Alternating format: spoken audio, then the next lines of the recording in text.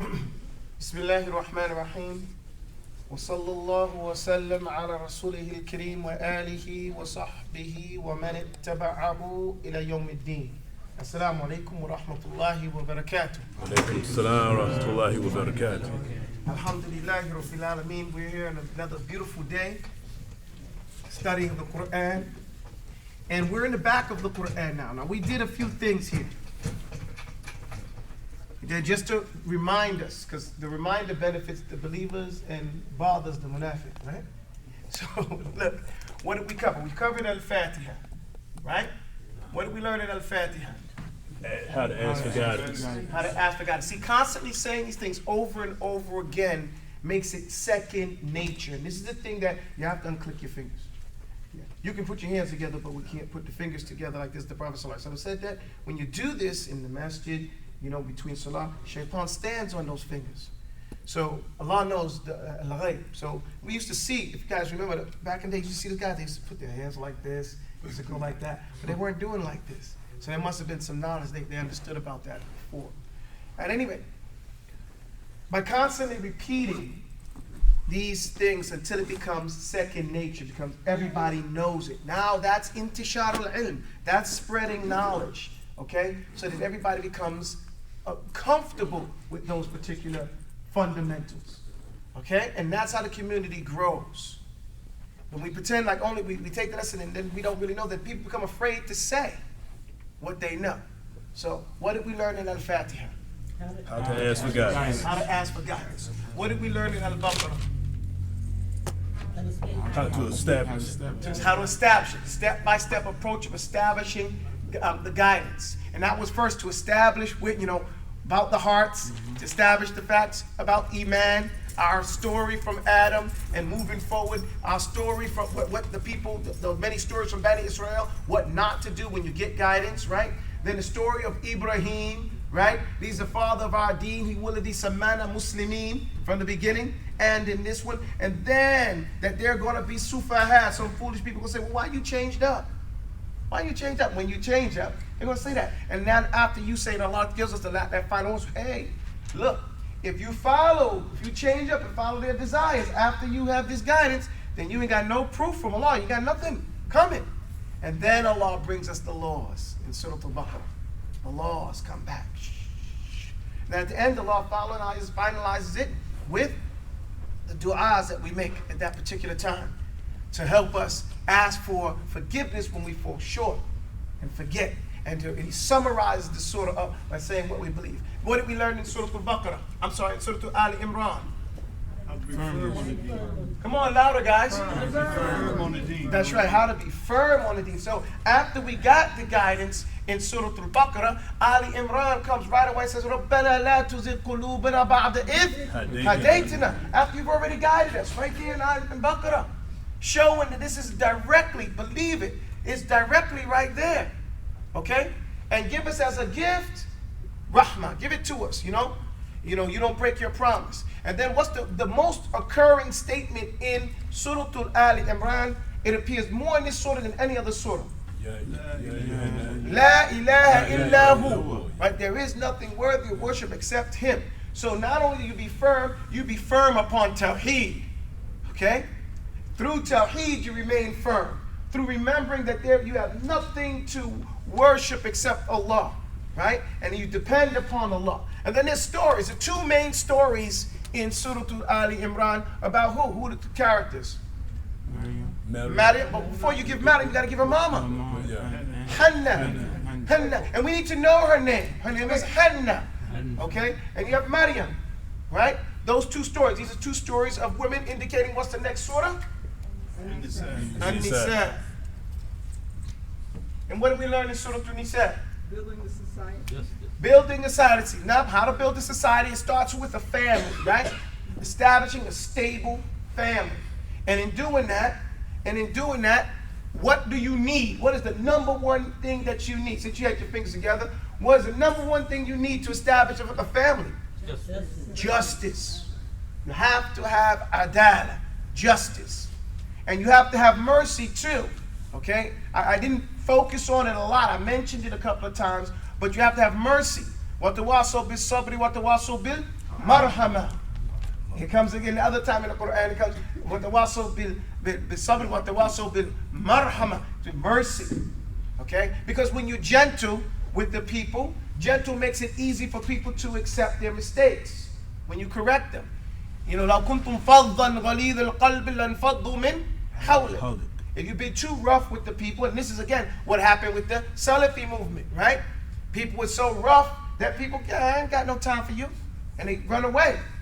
They don't want to deal with you. Not because they want to reject the Sunnah, as people try to pretend. You know, oh, you rejected the Sunnah. No, we reject your poor conduct, your bad interaction. Okay? You're trying to punk people. And that's the thing. It's not a rejection of following the Salaf. Does that make sense? And we just have to become mature enough to talk about these things openly and say, this was a mistake. Okay? In order to, as the Prophet ﷺ said, Bashiru wala tunaffiru. You know, be inclusive. Don't push people away, man. Yassiru wala tu'assiru. Make it simple. Don't complicate things. Okay? Find ways to include people, basically. Not to exclude them. Find ways to make allowance to see how they can do it. Not to do, you know, to get them out of it. Many times we are taught we have come to correct the sin, not kill the sinner. Okay? That's what we're doing. We're looking at the problem and trying to eliminate it, and rehabilitate is the term, the concept that the Quran is doing. If you notice this is all about rehabilitation. Turning people back into the right humans that they're supposed to be. And now, with this, let's go the next step. What follows Surah Al-Fatiha is the beginning. We said the speaker in the Quran is who? Allah. Is there 15 different speakers? No, Allah is the speaker from beginning to end. And his objective is the same from the beginning to end. And he keeps his point from beginning to end. The last surah is what? And it's so similar when you look at it. It summarizes what comes in Al-Fatiha and it's like completes some of the meaning. Both of them are what? Du'as. We started with a dua, we end with a dua. Right? Both of them start with all forms of tawheed.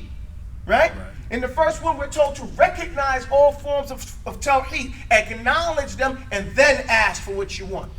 In the other one, we're taught to seek refuge in Allah from every form of tawheed, and then seek refuge in, using them to seek refuge in Allah against the shaitan. Right? So we see the combination in that. Then Surah Al-Baqarah, it's the second to last one, Al-Falaq. What are the stories in Surah Al-Baqarah about? Breaking up. Well, no, who's the main, character? Who's the main prophet in Surah Al-Baqarah? Musa. And what is he fighting against? Bani Israel. With his staff, what is he doing? He's fighting sihr, magic, and voodoo, right? And then also the hasad and the evilness of the Bani Israel. Isn't that what we find in Surah Al-Falaq?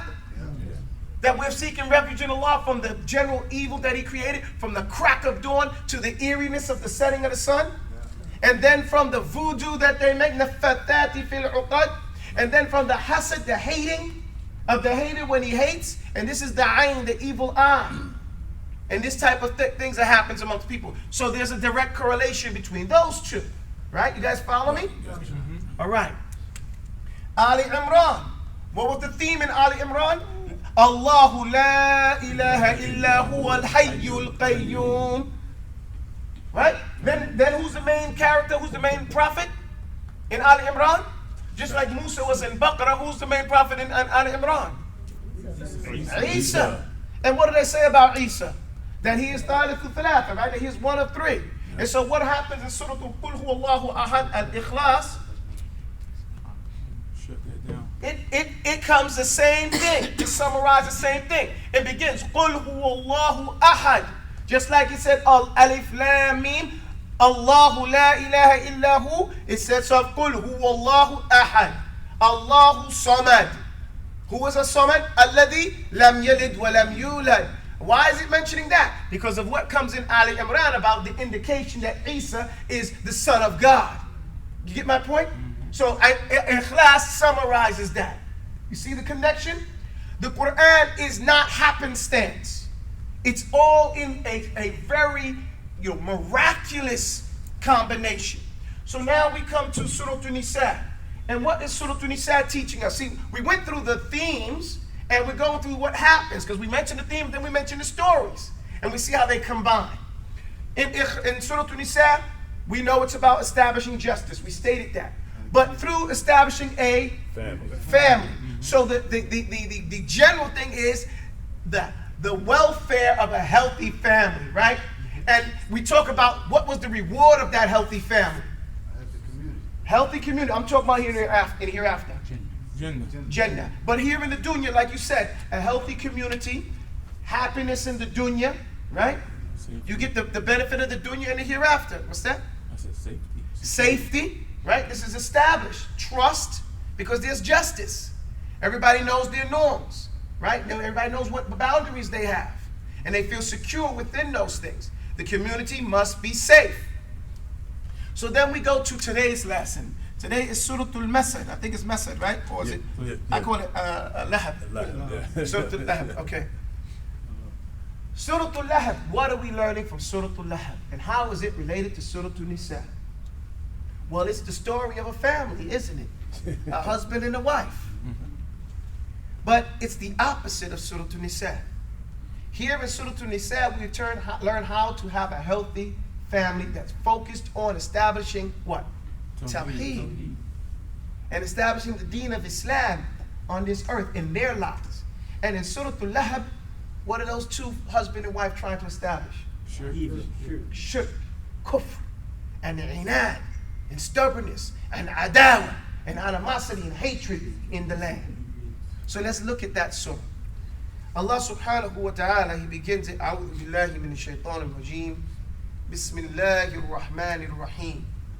Tabbat yada abi lahabin wa tab. ما أغنى عنه ماله وما كسب سيصلى نارا ذات لهب وامرأته حمالة الحطب في جيدها حبل من مسد. The way I recited it is in Wash. I know in Hafs they do it a little bit different, and every qira'ah does it different. You'll find the people reciting in Hafs saying, Tabbat yada abi lahbin wa tab. You see, there's a different way of doing it, but the meaning is still the same in the surahs, in the different qira'ah. So what happened here? This surah came out early in Islam. Now this is understanding. This surah came out early in Islam. We're going to get to the point of it. When the Prophet ﷺ, he was told, he was given the message that now he has to inform his people about his deen. So we learned something. All those people who convert to Islam, we do this wrong. We come and next thing you know, we're like the ex-smoker, right? We come home and now we want to smack cigarettes out of people's hands, right? We want to push the deen, but we really don't know that much yet. The Prophet didn't initially start doing this. He came, he got the message, and there was some time between him getting the message and him going outside of his home to promote it. So then Allah had informed him of what he needed to be informed of, and then he went out. So we should learn also that knowledge precedes words and deeds. Okay? Words and actions. We should know what we're talking about before we go and start trying to talk about it. And we should know how we're going to articulate that before we do. But he went out there and he did a beautiful thing. If we would do this, if we would just take this da'wah to our families, it would have a different effect. He called them in a way that they were used to being called. Right? It was normal for them to come and stand up, and behind them is Abul Qubais, the big mountain. And he said, yo, if I told you, this is what he called. He gave the nida, the call out that everybody was used to, and they showed up. Yeah, Bani Fulan, cousin so-and-so, this family, until the Quraysh showed up. And if they didn't show up, they sent somebody to find out what's going on. In the early morning, when people ain't got busy yet, okay? They came and said, if I told you that there was a group of people about to get at you. Now, the Arabs at that time knew that the attack came in the morning time. So it's not something strange. If I told you they was around the corner, would you believe me? And they say, man, We don't have no experience of you lying. That's another thing. He was already known as a trustworthy, community personality. He already had a good rep. He had a good rep. A lot of times we don't think about that. He had a good community standing before he became a prophet. Okay? So it wasn't difficult for them to say, okay, he's saying something different. He wasn't this different type of person. We find that happening in Musa, a different situation. And how to deal with that. We'll talk about that later on. If you ask me at the end, I'll show you. I'll tell you. So anyway, they said, of course, we would believe you. And then he said, say, La ilaha illallah. I'm been sent to you as a messenger. Some of the things that he told them. And then at that time, his uncle, Abu Lahab. Now, who is Abu Lahab? Abu Lahab, he stands up and says, is this tabban lak sa'il yawm? He cursed him. He cursed him in a real disrespectful way. A real foul curse, he says to him. You got us together for this? So, first let's talk about who is Abu Lahab to him. Abu Lahab is his richest uncle. Abu Lahab, when the Prophet, ﷺ, by the time he came the Prophet, he only had, 4 of his uncles that were there. Okay? You have Hamza, you have Abbas. Now, Hamza was born the same year the Prophet was born, but earlier than him. So they're the same year, but Hamza's older than him. Abbas is like 2 years older than him. So this is like his big uncle, like that. Not his big uncle, but his playful uncle, the one that's always looking out for him. You see, when he wanted to get married, he went to Abbas, and Abbas was his wakil when he married Khadija, all right? Which is another lesson that mentioned, just try to get married on your own. You should go get an OG. You should get somebody older than you to represent you, just like the woman has somebody to represent you. And this happens normally in any other culture, but in the United States, we don't normally do this. Then you have Abu Talib, and you have Abu Lahab. Now Abu Talib was his poorest uncle, and Abu Lahab was his richest, big businessman. All right? He was called Abu Lahab because he had a red face. He was, some people are cherry red. They got that redness, ruddy complexion, we call it in English. He was also a red-headed guy. He used to carry his hair in red two braids on each side, down to his shoulders. Okay? And, this was his tabi'ah. He loved Muhammad. Loved him. In fact, he was the first one to feed him. When he heard that Muhammad was born, sallallahu alaihi wasallam, he sent one of his slave girls who had milk to go feed him. Hey, go over there and feed him. And she said she was the first one to feed him. He freed her. He was so happy that he was able to do that khidmah, that service. He freed her. Okay? That's how much he loved his nephew. And when his nephew had children, he married his son, Utbah and Utaybah, to his 2 daughters. Except for one was too young to come to the house. His son, Utbah, Utbah wasn't old enough yet, and Kulthum wasn't old, so they hadn't entered each other's house, but they were promised to each other. You get it? And his older, Utaybah, was married to one of his daughters, the Ruqayyah, Allahu A'lam. So at that time, he married her. That shows that he has a big connection to his nephew, right? He loves this guy. He wants to be part of his life, and he is part of his life. But what you don't know about the story is that the Prophet sallallahu alaihi wasallam had already been talking to Abu Lahab and his other uncles on the side, because those are his close uncles. He had already been telling them about Islam. The ijtima, the gathering here on that day, was mainly for all the rest of the extended family of the Quraysh. Everybody under Fihr. Okay? Fihr was the famous man whose nickname was Quraysh. Small change. Okay? So, what happened is, he went to Abu Lahab, and he was talking to him about Islam, and Abu Lahab said, so what do I get? What would I get if I became Muslim? Come on, nephew, put me on. Now remember, Abu Lahab has good standing in the community. He's respected. He said, yeah, uncle, everybody's equal. When you come to Islam, ain't no big you, little me. Everybody, the poor and the rich, are gonna be in the same thing. And Abu Lahab was offended by that. What you trying to say, man? All the stuff I got, all the money I got, I'm gonna be equal to some poor people? Nah, man, you miss me with that. Stop saying that. And he saw that his nephew's message was a threat to his position in society. Okay? He was just waiting for Abu Talib to keel over so he could take over the Kabila. He wanted to be in charge because he had all the money, right? But Abu Talib had all the respect. So he couldn't, get nowhere with that. And now his nephew's talking about making everybody equal. And this is why when he shows up and he realizes what his nephew's talking, you tell him, you call us together for this? He already knows the message. He's already familiar with it. And he's already told his nephew to leave that stuff alone. And that's why he says, Tabban laka sa'irul yawm. And other people say that he was doing a business deal, about to make some big money. But then when he heard his nephew making the call, he left it and came out there to get, to see what was going on.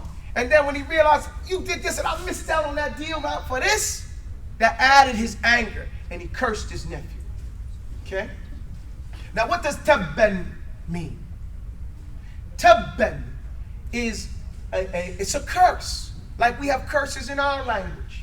Some people say, well, Allah wouldn't curse. No, Allah curses. And especially when you curse. You get my point? You see, Allah returned that same word you said, He put it back on that guy.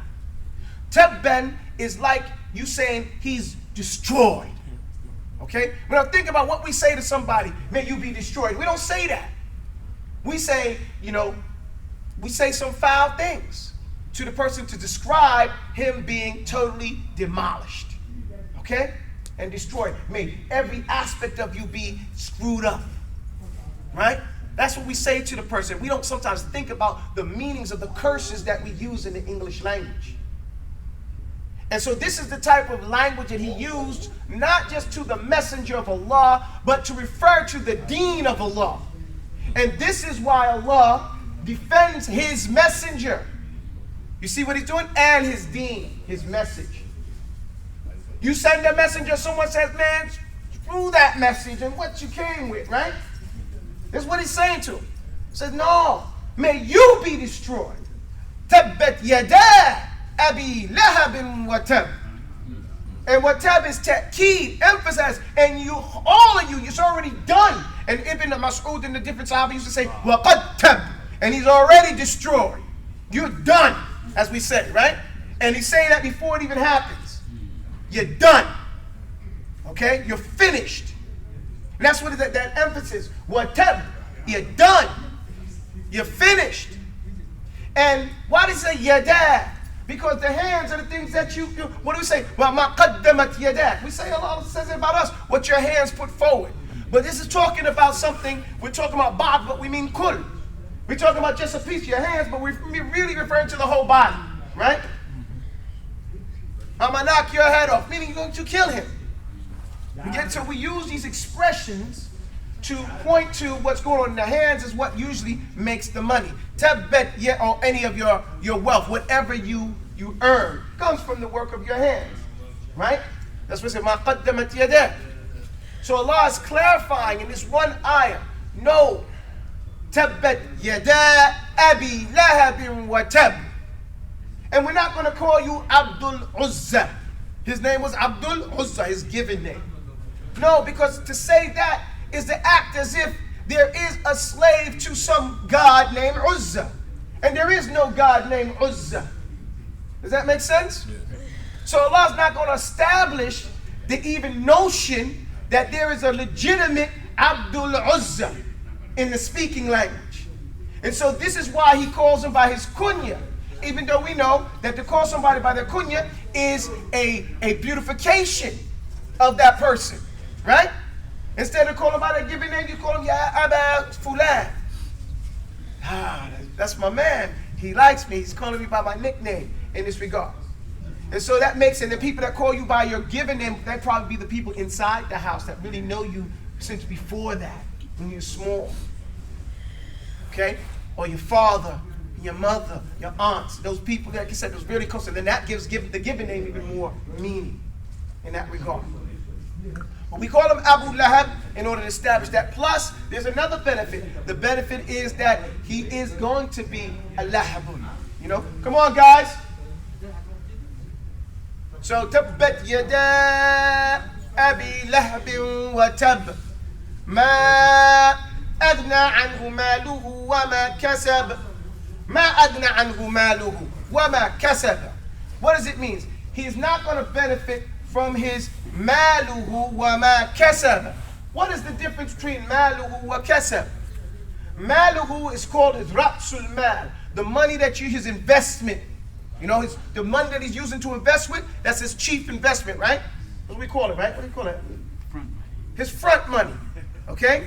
The money he saved up and borrowed and put up and said, okay, I'm gonna put this forward so I can do this type of deal over here. Well, my kasab is the profit he made. So Allah's talking about both. You're gonna lose your investment and all your profit. Okay? Well, my kasab, they also mean your children. Because his children, he lost his children in this regard as well. Okay? And so this is what they said, the best thing that a man can kasab and eat from his kasbi is for the wealth of his children, which is a very important point. You know, that the children are the retirement plan for the parents. Okay? And that's the way it should be. Alhamdulillahi Rabbil Alameen. And it's not contingent if we're on good terms or not. We're still their retirement plan. Alhamdulillahi Rabbil Alameen. So, because there's the rights that sometimes we don't give rights when we're not on good terms. As though the rights and responsibilities drop because we don't like each other today. This is a mentality that is outside of Islam. What keeps people together is even if they're on bad times, that they see you feel it for still fulfilling your rights and your obligations. Does that make sense? And then it makes it easier for the people to come back because there's an understanding that's being played out. You guys are making too much noise. Hey, ya akhi, ittaqillah fina.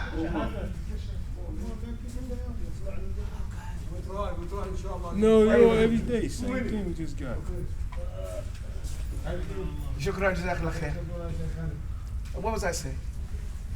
Right. Okay, so by fulfilling the rights, even when you're on bad terms, okay, this helps to make the situation come back together in a quicker and an easier way. Does that make sense? So the best thing that you can eat from is kasb al-mal, is from the kasb, what your hands have earned from your children, because you know that's a big investment that you made in that individual, those children. Alhamdulillah. So Allah says, "Ma aghna anhu maluhu wa ma kasab."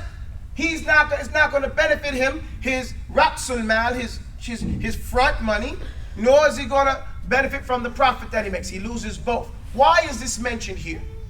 Because one day they were sitting at the Kaaba, the Quraysh. They were sitting at the Kaaba, and Abu Lahab is with them, and I think it was Abu Sufyan. He's the leader of the Quraysh at that, not the Quraysh, but the leader of the disbelieving Quraysh at the time. He says, "What do you think, Abu Lahab? What if Muhammad is telling the truth? What if he's telling the truth? And we become resurrected and we have to maybe go to this Jahannam." He said, "Don't worry about it, man. I got so much money. Even if my nephew is telling the truth, I'll just ransom, I'll just pay my way into Jannah. Buy my way in. For my children and everything, I'm good." Ain't this the mentality? Mm-hmm. So Allah checks him. Ma adna anhu maluhu wa ma kasab. That ain't gonna benefit you, because there's a lot of people that think that way. They think that there's a joke that goes around. People always say, you better spend it, right? The wealth, because you can't take it with you to the grave, right? And they said the people thought they could take it with the grave, like the Fir'aun people, they thought they could take it to the grave. You see what happened to them, right? They got robbed. Okay? In the grave. They got stuck up. In the grave. In the grave. So you'll wake up, where's that? So they got me. So it's not gonna, you can't take it with you. So the mentality is the only thing that Allah tells us what the three things we can take with us. Our good deeds, knowledge that benefits other people, and righteous children. Okay? That if you teach them to make dua for your parents and they'll make dua for you, and they'll teach their children to make dua for you, and this becomes a thing ongoing. And so this is a beautiful thing that we can have. Walhamdulillahi Rabbil Alameen. ما أغنى عنه ماله وما كسب سيصلى نارا ذات لهب. He is going to fry. It doesn't say he's going to burn. He's going to fry. You ever see the chicken You know, we talk about in Egypt today, you know, they have that stuff, nashwi, they put it on the chicken, on I think they call it rotisserie, right? Right. And it's, the flame is licking it, right? It's not in the bottom of the flame, but it's licking it.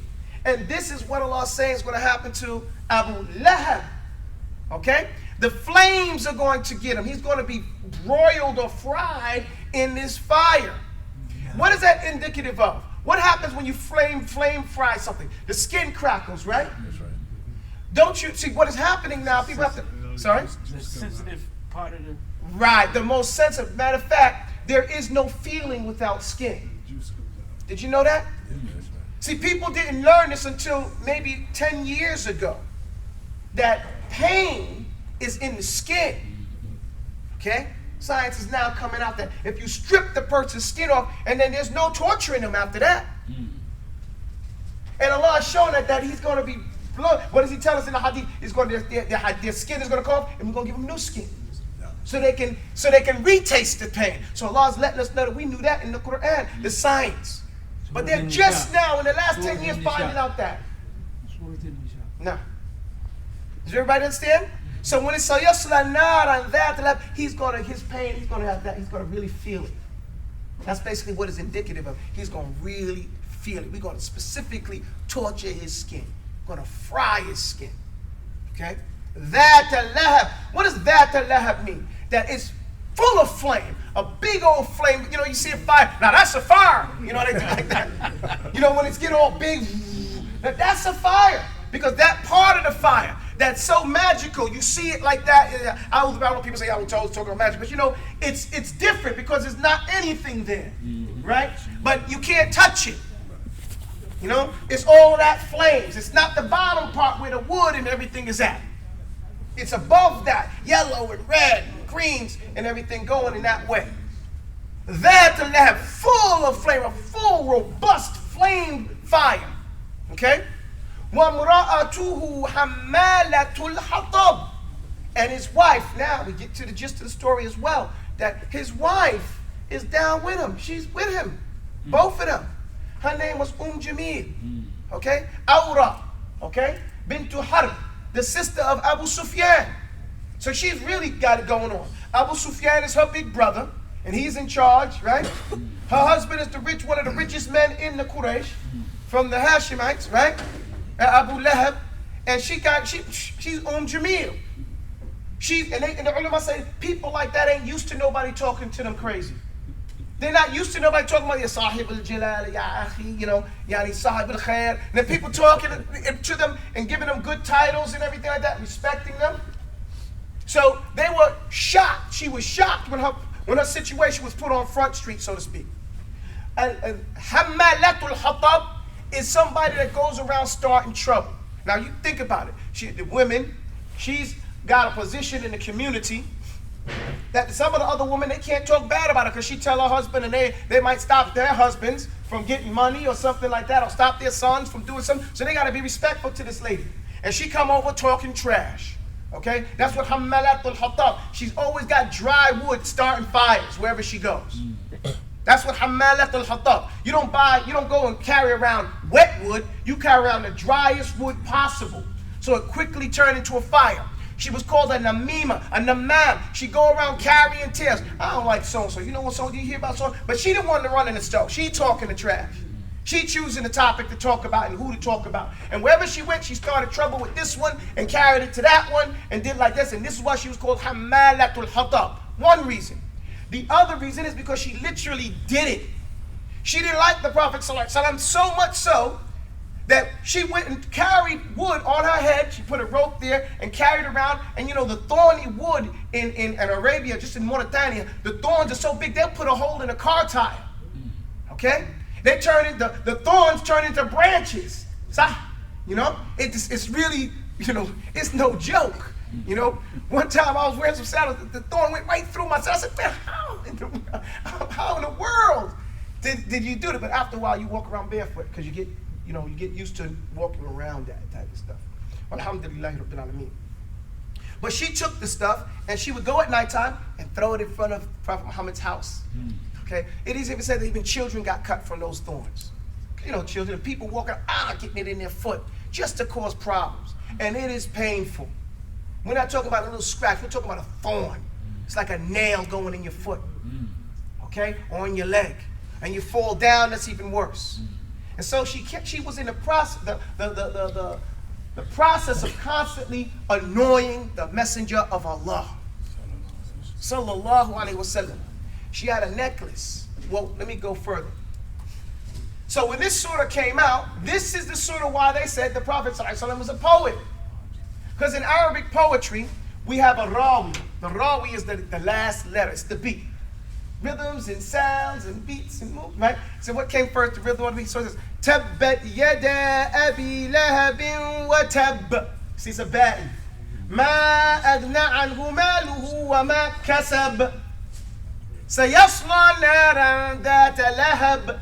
You see the ba'i? And the children, when they heard this, when they would see Abu Lahab coming, they were like, Tabbat yada abi lahabin wa tab. And they run. What they say? Ma agna anhu maluhu wa ma kasab. And they run. And they were like, before this, they had so much respect. Okay? Because the adults wasn't going to say it. But the adults carried it to all parts of Arabia because it's like rap. It was an instant overnight hit. You see what he said about Abu Lahab? And everybody knows she was Hammalatul Hatab. But wasn't nobody going to say that?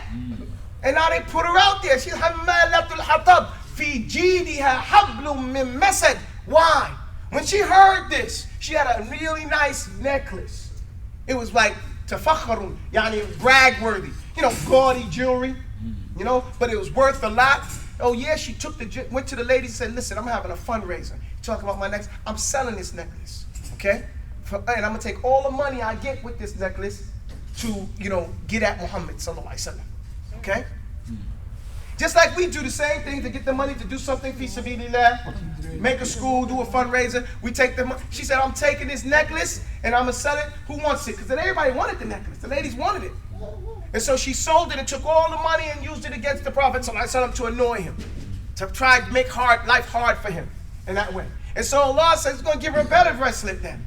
One that's made of mesad, the type of fiber that you pull on it and burns your hands. Like that. Also it said that this is going to be fire. It's going to be mixed with fire. Also it says it's going to go around her neck, in her mouth, and out her anus.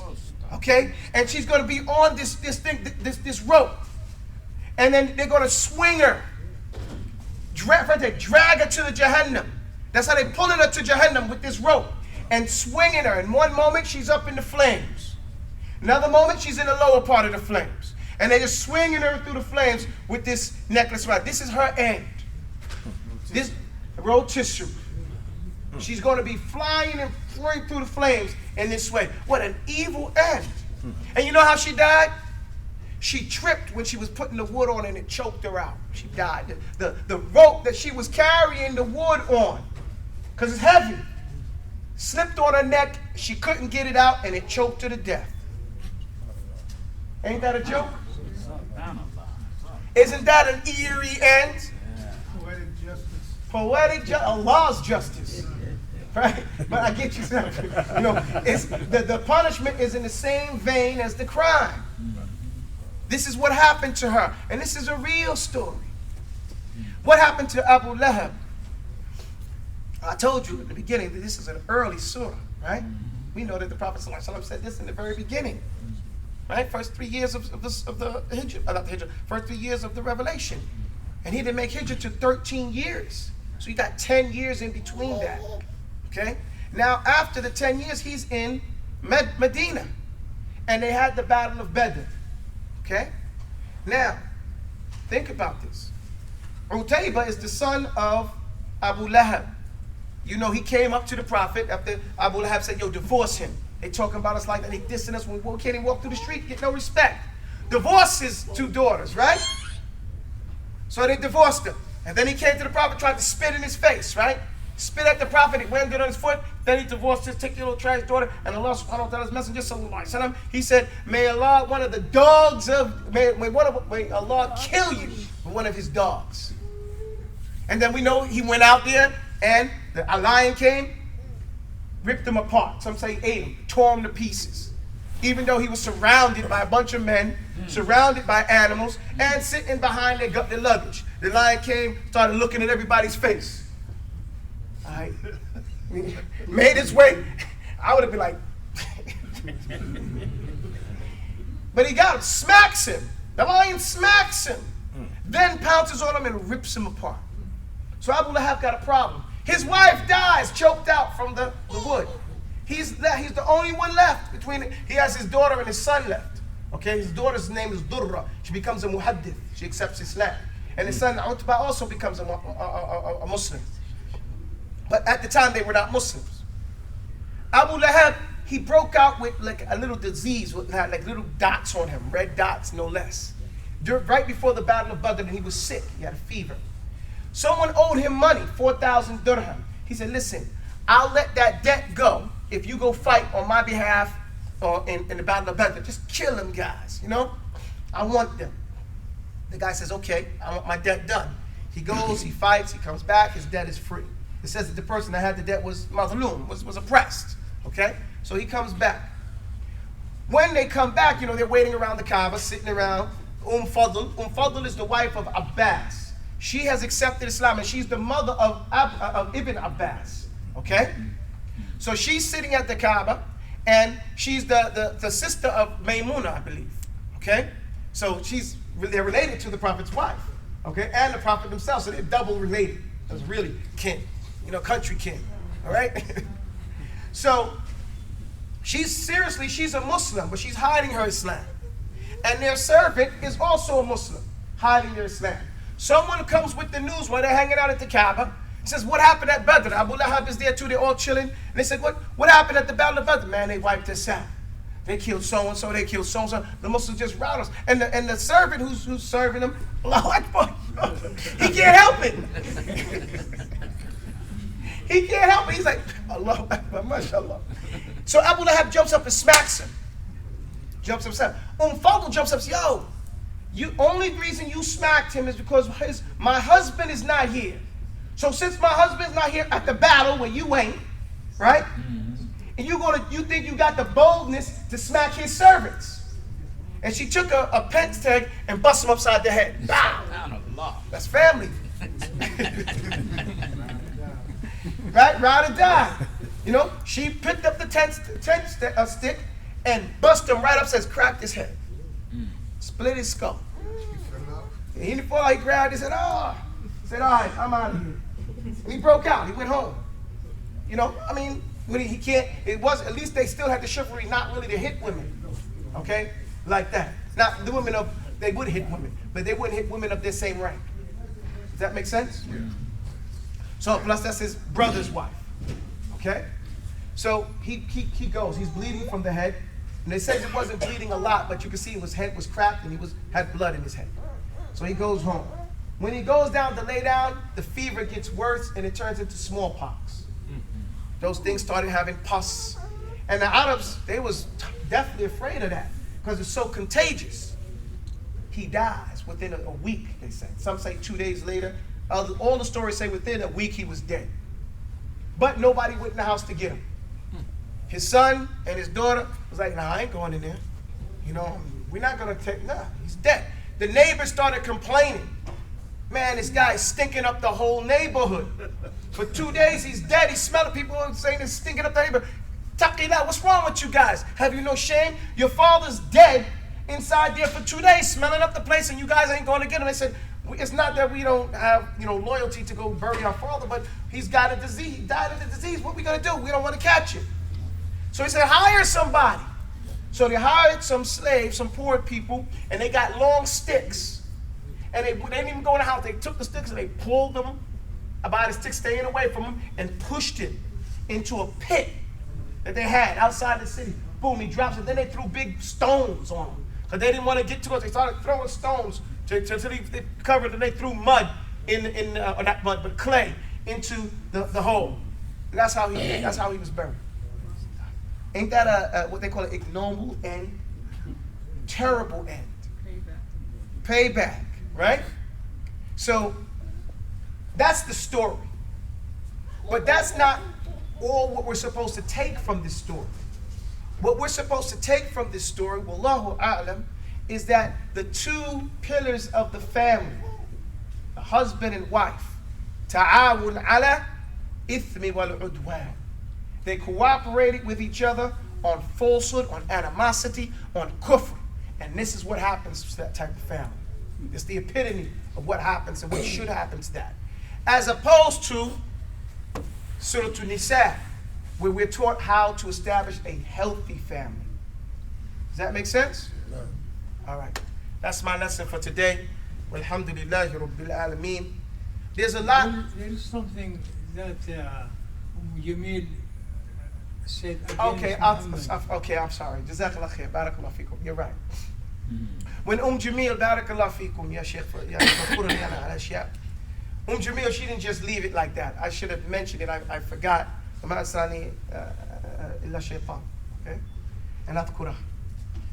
Alhamdulillah Rabbil Alameen. Remember what I said when this surah came out, they thought the Prophet was a poet because it sounds like a little rhyme in this regard. So Jamil said, yo, you make a rhyme about me? So she got a rock. It's a type of rock that got the volcanic rocks. Some people is using them for their feet. Sometimes they're very hard. Okay, they don't break that easily. So she got a hard stone rock, and she started to go look for the Prophet. Okay, and at that time the Prophet was at the Kaaba with Abu Bakr, chilling. They were sitting there talking. And then when Abu Bakr saw, said, "Ya Rasulullah, she's coming. You know, she's coming." He said, "Don't worry, Allah is gonna make her blind to me. She ain't gonna see me." So she came up to Abu Bakr and said, "You know, where's your companion? And where's your homie? You get my point?" She said, "Ain't a sahibu. We got to put it in our lives. Where's your homie? Where's your homeboy?" You know? And she said he was amazed that she couldn't see him. And he said, "Atara ma'i ahad? You see anybody with me?" Because Abu Bakr don't know how to lie. So he said, "No, you see anybody with me?" You know? And then she says to him, "Are you playing with me?" You know? He said, "See, are you playing with me?" He said, "No, I'm not playing with you." He said, "I heard you cut Hajjani, your man, Hajjani." He made some, what is it? Sarcasm, not sarcasm, but when you do something in the newspaper and they satire me. Yeah. He did some satirical stuff. He talking trash about me, basically. If I was to see him right now, I'd crack his head. And I would crack his skull open with this stone. That's what she said. Like that. Anyway, mudammamun abayna wa dinuhu qalayna wa amruhu asayna. So she made her own rhyme. Mudammamun abayna. Mudammamun is the opposite of Muhammadun. Okay? Muhammadun abayna. We refuse him. Wa dinuhu qalayna. And his deen, we hate it. Wama qala. Right? We have it in the Quran. Okay? So he says, and his deen, we hate it. Wa amruhu, the issues of his deen, asayna. We're going to disobey all of that. We ain't doing none of that. That was her rhyme. And then she turned around and walked away, and the Prophet started talking to Abu Bakr. She couldn't even hear him. Abu Bakr was like, "Oh, wait a few minutes," you know. So he says, "Ya Abu Bakr." The Prophet, he said, "You see that? They want to get at me, but they disrespected some other guy, Mudammamun, and my name is Muhammadun." So he says, "Yo, they trying to diss somebody, but they ain't even get me. They got the wrong guy. Some guy named Mudammamun. Wa ana Muhammadun," which is a good attitude to have. Yo, that ain't my name. You can say whatever you want about it, Mudammamun. That ain't me. You know? And so that was the story, the takeaway that I had forgotten to mention. Jazakallah khair. And it's important to see how they dealt with those particular situations. Yes, sir. I was reading that there was a certain ayat that Allah subhanahu wa ta'ala sent down revealing that him being not seen. Yeah. Okay, yes, that's in Surah Al-Isra. No. Okay? You know, and we'll get to that in Surah Al-Isra. Okay? It basically says that if whoever recites the Quran, he'll make between them and the kuffar hijaban, mastura. Okay? But I don't want to, especially what I want to talk about when we get to there. I don't want you to blow it for me. We might not make it that far. I know, that's why I always go, I judge, because we don't know if we're going to make it. But there's another point to this lesson I want to show. Many times, you know, we tell the people we're going to give a lesson in the last 10 surah of the Quran, right? And people are like, "Oh, turned off, we already know the last 10 of the surah. But really, just like I'm showing you there's a connection here, there's a connection there too. Okay? If we start back at Surah Al-Asr, if you could go with me to Surah Al-Asr, where it begins, what surah is that? That's the 103rd surah, right? So from 103 all the way to 114, if we can just look at what and how they are connected, so we can appreciate it. And I say this because these are the surahs that we do know. In Surah Al-Asr, we are taught about khusranul insan, how people are at a state of loss, right? Losers. Except those who have knowledge of and know about Iman is, and they put it into practice, and they're patient, and they leave the legacy of that. So that's what we have. That starts it. You guys with me? Mm-hmm. So in Asr, we learn about khusran, let's say the loss that man is in, that mankind is in. And this is in general, except, with the exceptions, and we learn the exceptions.